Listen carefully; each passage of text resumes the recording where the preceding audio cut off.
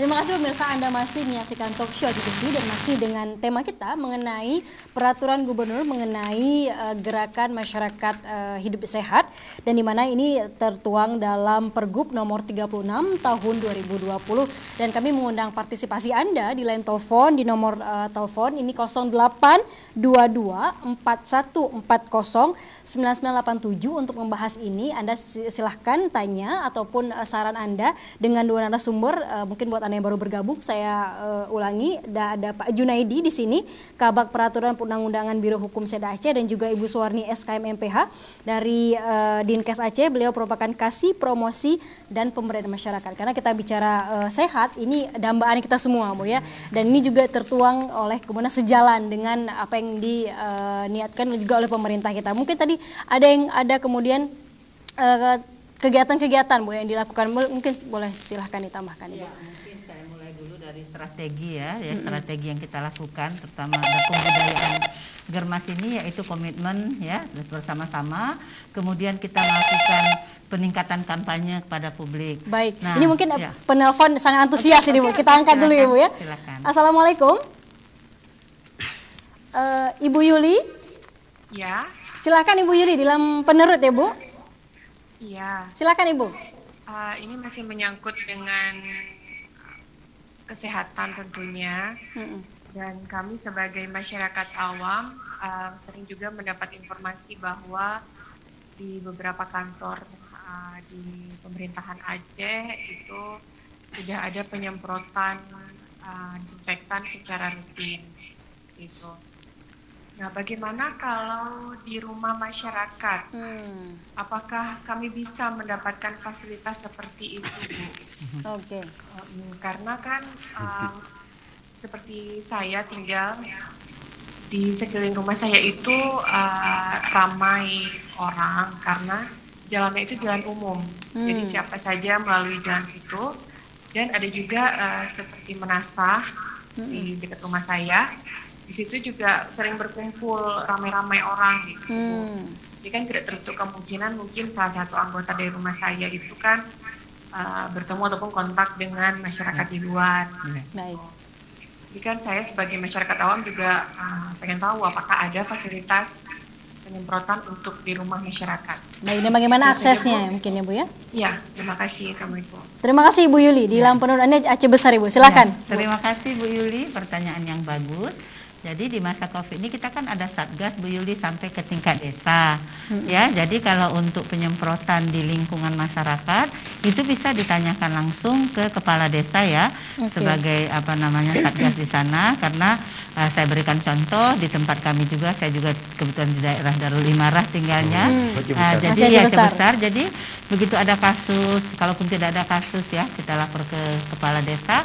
Jadi ada tim yang sudah ada yang menyemprot dari desa. Nah, kalaupun misalnya Bu Yuli tidak ada di wilayahnya, boleh ditanyakan ke puskesmas Ibu. Ya, disampaikan ke puskesmas yang mempunyai wilayah kecamatan di mana Bu Yuli tinggal.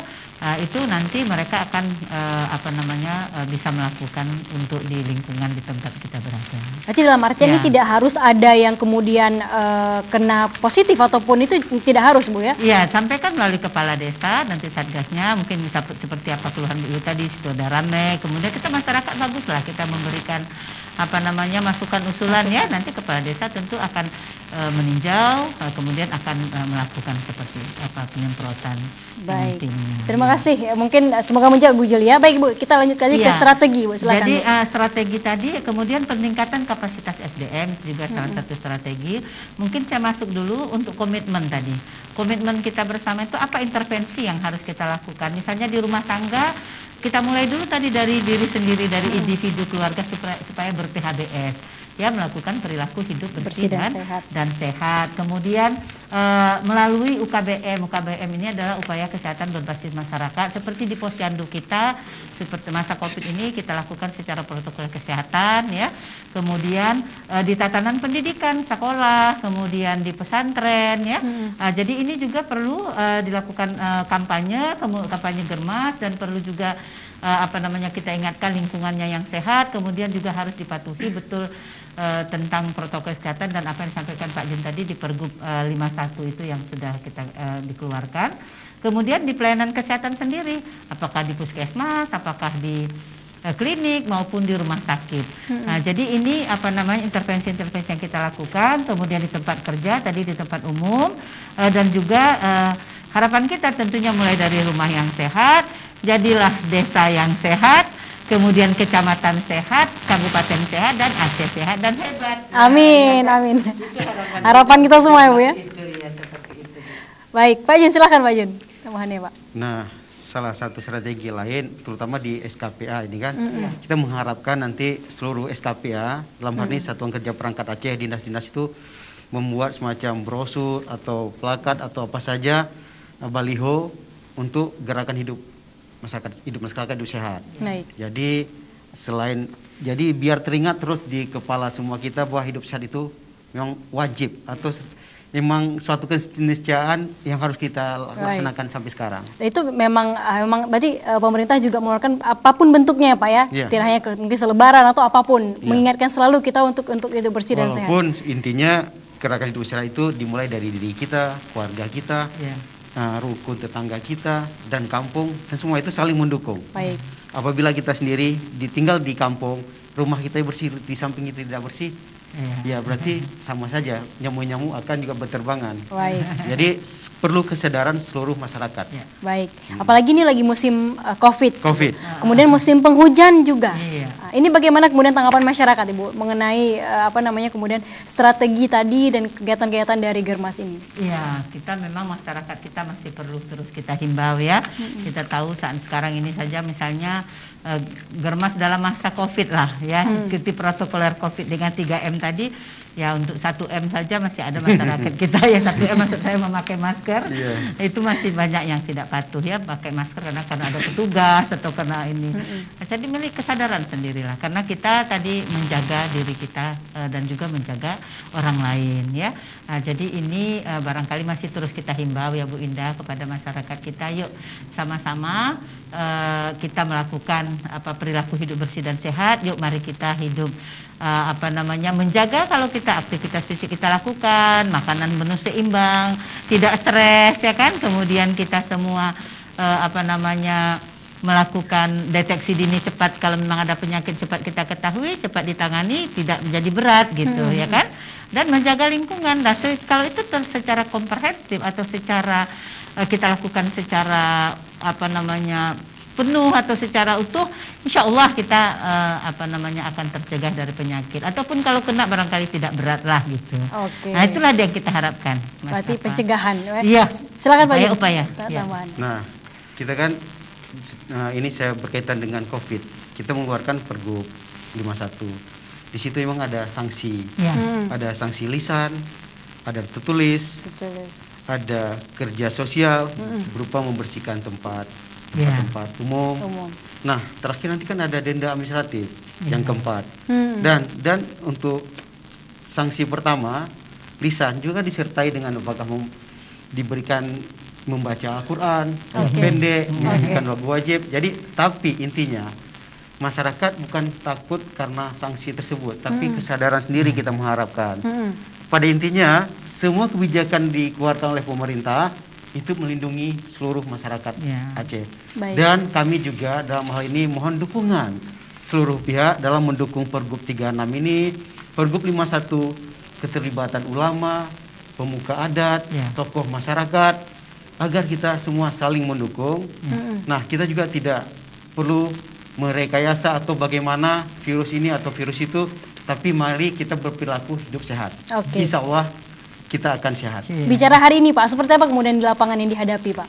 Nah, seperti kita melakukan gebrak masker kemarin tanggal 4 September, memang ada sebagian masyarakat susah menerimanya. Ada sebagian welcome, sepakat, tapi hanya di depan kita. Tapi dalam hal ini perlu kesadaran. Nah, dalam ini juga perlibatan, mohon kami pada kecil-kecil di seluruh Aceh, imam menasa, tokoh-tokoh masyarakat. Kita berperilaku hidup sehat. Nah, berperilaku hidup sehat berarti yang udah pasti sebagai orang Islam kita salat 5 waktu. Sehari 5 kali kita ada wudhu. Nah, sebelum wudhu kita mengharapkan cuci tangan pakai sabun. Nah, Dan pasti strategi itu masuk dalam strategi ya Pak. Strategi. Ya? Dan kemudian bagaimana mengkomunikasikan atau mengintegrasikan semua ini kepada kemudian tadi Geci dan tantangannya apa kemudian Pak yang dihadapin? Ada kemudian kendala-kendala di lapangan? Pada dasarnya sebenarnya itu bukan tantangan, tapi hanya sebagai belum mereka menerima bahwa virus ini sedang menyebar di seluruh dunia dan sudah jadi pandemi. Pandemi berarti sudah global dunia. Nah, hanya butuh kesadaran dan partisipasi semua pihak. Baik. Nah, tantangan tetap tantangan, hambatan ada hambatan, tapi kita terus berupaya supaya masyarakat berperilaku hidup bersih dan sehat. Jadi motivasi ya, untuk bisa lebih baik. Baik, Bu Suwanisa tambahannya Bu. Iya, terima kasih. Untuk yang Germas ini mungkin dari tadi yang saya sampaikan tadi ada beberapa stakeholder yang terkait, misalnya kaitannya ini untuk di Dinas Perhubungan nantinya.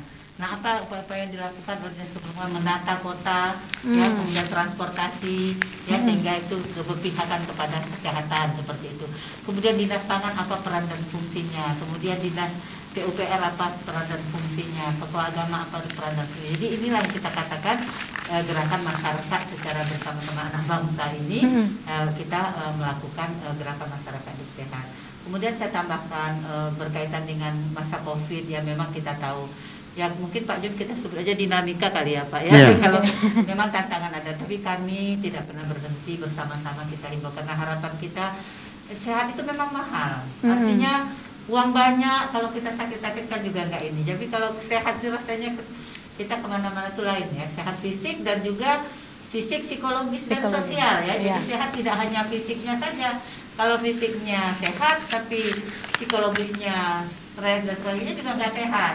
Nah, jadi bagaimana sehat itu balance ya, keseimbangan antara fisik, kemudian psikologis dan sosial dan spiritualnya. Nah, jadi ada 4 aspek ini yang paling penting dan itulah harapan kita untuk Aceh. Baik, itu semua hal ya. Kemudian tadi ada bagaimana kemudian masyarakat juga paham betul mengenai kemudian bagaimana hidup sehat ini.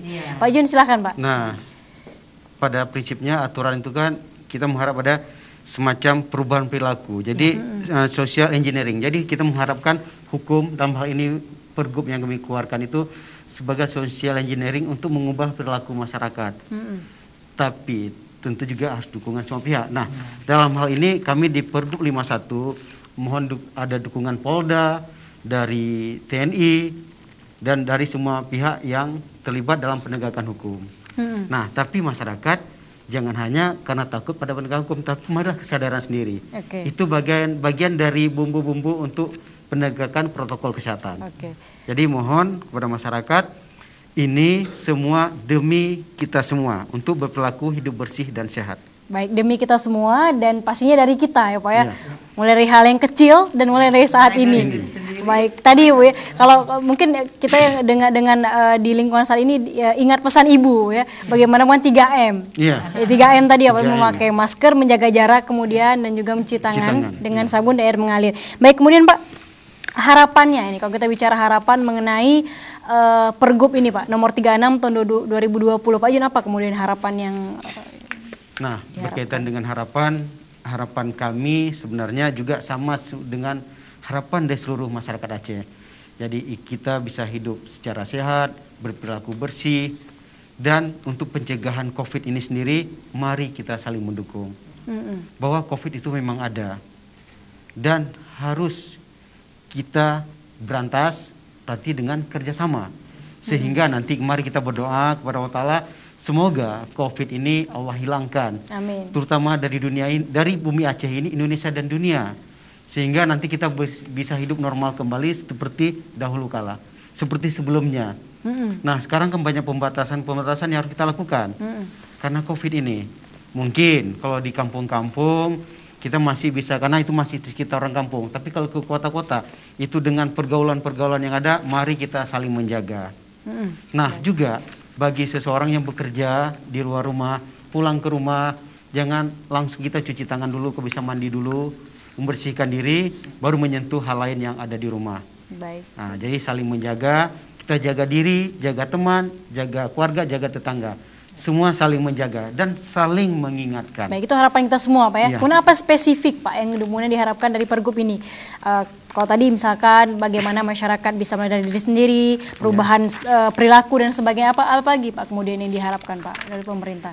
Nah, pada prinsipnya kalau secara khusus kan dari Pergub, kalau Pergub 36 ini sendiri kita dapat menurunkan beban penyakit menular yang ada di masyarakat. Ini, jadi walaupun Pergub ini salah satu upaya tujuan dibentuk Pergub ini adalah dapat menurunkan beban penyakit menular dan penyakit tidak menular. Oke. Dan dapat menurunkan pembiayaan masyarakat itu sendiri. Kan kalau udah sakit itu berarti beban biaya, walaupun sekarang ada JKA atau JKI itu ada atau jaminan kesehatan yang lain. Tapi kan pada intinya kan juga keluar duit masyarakat kalau udah sakit. Nah, satu lagi juga kita mengharapkan dari Pergub ini ada peran aktif dari seluruh masyarakat Aceh untuk mendukung perilaku hidup sehat. Nah, pada intinya seperti saya bilang, menghindari beban finansial masyarakat. Kalau sudah sakit pasti kalau di kampung kadang-kadang sawah pun harus dijual demi kesehatan. Kesehatan itu mahal. Maka kita harus menjaganya. Mencegah lebih baik. Ya. Mencegah lebih baik pada mengobati. Baik Bu Suwani, silakan. Ya, terima kasih. Ya, harapan kita tentu masyarakat Aceh menjadi sehat, itu kan harapan akhirnya. Nah, untuk saat sekarang mungkin kecil saja, yuk patuhi protokol kesehatan, semua mudah-mudahan kita tercegah. Kita dengan patuhi saja protokol kesehatan saat ini, dimanapun kita komitmen dan konsisten kita lakukan, mudah-mudahan kita sudah melakukan germas itu. Kemudian dengan sendirinya kita sudah tadi berupaya untuk menurunkan masalah-masalah kesehatan, termasuk masalah penyakit, termasuk COVID yang saat ini masih tinggi di Aceh. Baik. Tadi menarik juga Bu yang dikatakan Pak Jun bahwasanya ada kemudian pencegahan penyakit menular ataupun penyakit yang tidak menular. Tapi kemudian apa kemudian dilakukan oleh pemerintah? Misalkan untuk apabila yang selama ini Bu yang sudah terjadi misalkan fenomena di masyarakat, apa kemudian yang dilakukan melalui germas ini? Ya, dengan germas tadi sebagaimana saya sampaikan, salah satunya adalah deteksi dini penyakit dan upaya-upaya pencegahan. Kalau deteksi dini penyakit tadi lebih kepada screening ya yang kita lakukan. Misalnya pada mereka yang lansia, yang mereka beresiko ya, kita lakukan pemeriksaan. Misalnya kita sudah usia di atas 50 itu minimal setahun 2 kali itu melakukan cek rutin kesehatan ke puskesmas. Nah, itu juga salah satu upaya untuk deteksi dini. Kemudian kalau pada balita itu kita lakukan pemantauan dan penimbangan kalau mulai dari awal sekali ya, yang kita harus pantau bagaimana pertumbuhan dan perkembangan balita. Kemudian lingkungan yang sehat itu yuk sama-sama biasakan buanglah sampah pada tempatnya, jangan kita biarkan air parit di jalan-jalan itu kita tidak tersumbat gitu, akhirnya dampaknya banjir. Kemudian membiasakan diri kita dengan adaptasi kebiasaan baru kan sekarang. Jadi kita dikatakan new normal, tapi kami lebih kita sebut dengan adaptasi kebiasaan baru. Yaitu salah satunya sekarang pulang ke rumah segera mandi, ya baru menyentuh anak, baru aktivitas yang lain. Jadi kita harus apakan dulu ya, saya dari mana-mana nih. Kita yang harus mengatakan bahwa jangan-jangan saya bisa menular ke orang lain. Jadi kita anggap saja kitanya yang positif. Jadi sehingga kita menjaga seperti itu. Baik, dan untuk tadi yang di awal Bu, di desa ataupun di kampung juga sekarang juga ada misalkan posyandu lansia, posyandu imunisasi dan lain sebagainya. Itu posyandu yang untuk posyandu balita dan ibu hamil itu sekarang kita tetap lakukan dengan mematuhi protokoler. Misalnya mungkin sudah pernah kami sampaikan juga, yaitu kita lakukan di tempat yang kalau dia di ruangan itu tidak boleh masuk lebih daripada 10 orang. Tetap jaga jarak. Anak yang sakit atau orang tuanya sakit tidak boleh datang ke posyandu. Kemudian di sana gunakan kain sendiri untuk kain sarung sendiri yang dibawa untuk penimbangan bayi itu. Jadi sehingga tidak bertukar-tukar dengan orang lain, dan di posyandu pastikan tersedia tempat cuci tangan ya. Kemudian semua petugas dan juga kader-kader dalam keadaan sehat, semua tetap memakai masker ya. Kemudian anak yang sudah dilakukan penimbangan segera dibawa pulang. Ya, kita nggak tahu nih kapan berakhirnya kan, jadi nggak mungkin kita tidak ke posyandu atau tidak pantau tumbuh kembang anak, hanya kita di rumah-rumah aja lah, tunggu kapan berakhir, nggak tahu kita kapan berakhir ya. Jadi oleh karenanya lakukanlah yang seperti saran-saran kami tadi. Baik, Pak Jen, silahkan Pak Jen, tambah. Di samping itu untuk di kantor pemerintah kita telah membuat shift kerja. Ada 1 hari masuk, satu hari libur. Satu hari work from home Pak ya, bekerja di rumah. Nah, jadi kadang ada juga hari Senin itu masuk pagi sampai siang, Selasa itu masuk siang sampai sore. Tetap yang lainnya melaksanakan pekerjaan di rumah. Nah, untuk itu juga dalam penyelenggaraan kegiatan-kegiatan rapat kita sering vidcon. Dalam bentuk vidcon atau kalau memang mendesak harus tatap muka, kita membatasi apabila ruangannya 100 itu 50 paling banyak. Tetap kursi kita ngatur jarak paling 1 meter. Dan setiap peserta yang ada itu wajib memakai masker atau face shield atau mencuci tangan. Nah, yang kami harapkan di sini juga di tempat fasilitas umum seperti di warung kopi atau warkop, terminal lain, mari kita saling sama-sama menjaga. Di warkop mohon nanti kursi-kursinya ya, dan tapi di Banda Aceh pada umumnya sudah melaksanakan dijarangkan duduknya. Tapi itu kan pengusahanya, kita juga sebagai pengunjung saling dengan kesadaran masing-masing untuk saling menjaga. Nah, apapun cerita, kalau warkop sudah mengatur, kadang-kadang kita juga masih mau duduk dekat-dekat, warung juga pemilik warung kadang kurang berani untuk melarang. Nah, jadi sama-sama kita saling menjaga. Baik. Ya minimal bukan berarti kita takabur atau kita terlalu hati-hati, tapi saling menjaga. Baik, tapi bicara kemudian Pak yang terjadi misalkan kita katakan lagi akhir pekan, lagi ramai-ramainya orang, itu kemudian bagaimana?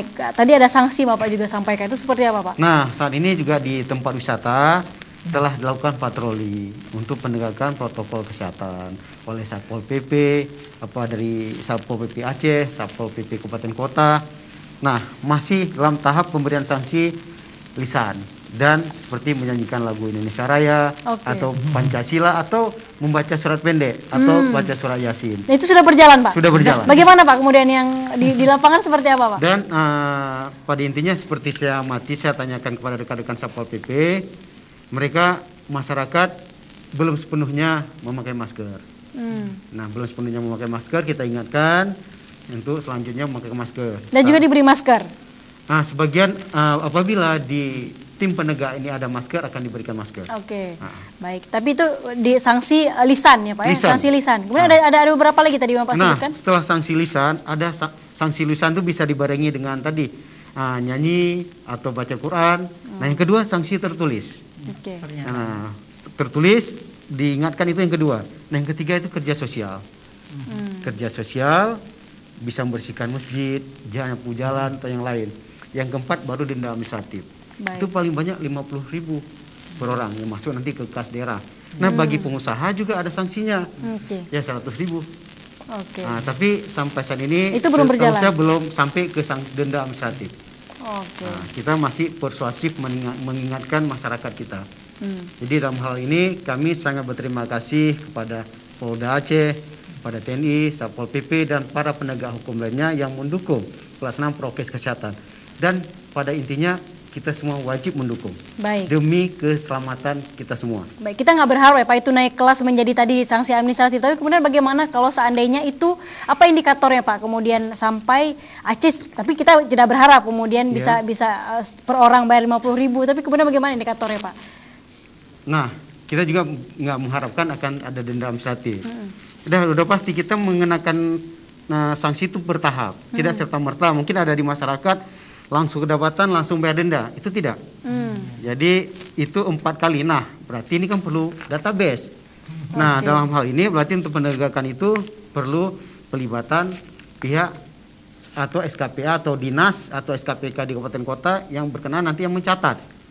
Nah, bagaimana teknis mungkin saya menyarankan ada dinas terkait itu sudah menyusun SOP-nya. Nah, ini sudah dikomunikasikan dengan seluruh SKPA Pak ya? Sudah. Oke, baik. Bu Suwani silakan. Ya, seperti saya tambahkan di Banda Aceh itu kan sudah ada memang perwal ya, peraturan wali kota. Jadi itu sudah banyak memang diterapkan ya Pak Jun, terutama di kota Banda Aceh yang sudah diterapkan. Tetapi lebih banyak tadi seperti kata Pak Jun kepada persuasif ya. Kalau kita dari kesehatan memang kita tidak melakukan razia itu bukan dari kesehatan ya, kita mengedukasi ya. Jadi pihak keamanan lah yang menerapkan untuk misalnya melakukan razia atau penerapan tadi pelanggaran terhadap protokol kesehatan. Baik. Ya seperti itu. Baik. Ini Bu untuk waktu kita juga udah makin menipis. Ini himbauan, himbauan kemudian kepada masyarakat dan mungkin nanti ke Pak Jun, kepada instansi dan sebagainya, itu apa kemudian himbauannya Bu untuk Germas? Iya, sekali lagi adanya Pergub nomor 36 ini itu menjadi dasar hukum kita ya untuk melakukan sebagai regulasi ya, sebagai untuk kita patuhi. Namun yang lebih penting daripada itu adalah perilaku itu dari diri kita sendiri ya, dari kita sendiri masyarakat. Yuk kita dengan kesadaran sendiri, kalau saya sakit kan saya yang menanggung kan gitu ya. Jadi kitalah yang harus memulai dari diri kita ajak keluarga. Kalau itu menjadi sebuah kebiasaan, akan tentu kita terus tidak lagi karena orang lain, tapi memang karena dari diri sendiri, sehingga harapan kita adalah terjadinya peningkatan perilaku hidup bersih dan sehat ya. Baik. Jadi masyarakat kita angka-angka tadi penyakit tadi menurun, kemudian stunting segala macam menurun dengan masyarakat yang sehat. Baik, harapan kita semua ya Bu ya. Baik, Pak Jun silakan Pak Jun. Nah, yang terakhir kita memang sudah mengeluarkan Pergub 36, Pergub 51. Ya. Nah, yang terpenting peraturan gubernur itu hanya benda mati pada prinsipnya. Itu benda mati. Nah, kita semua harus mengaplikasikannya, mengimplementasikannya, melaksanakannya, dan tentunya dengan dukungan semua pihak. Jadi marilah secara kalau ilmu kesehatan kita mulai dari diri kita, keluarga kita, kelompok kita, dan kita semua, sehingga perilaku hidup bersih dan COVID-19 itu hilang dari Aceh, Indonesia, dan dunia ini. Amin, amin. Kita masih ada nih Pak, kita masih ada satu segmen lagi, dan kita juga masih mengundang Anda pemirsa di line telepon, dan jangan kemana-mana. Kami akan kembali setelah pesan-pesan berikut ini.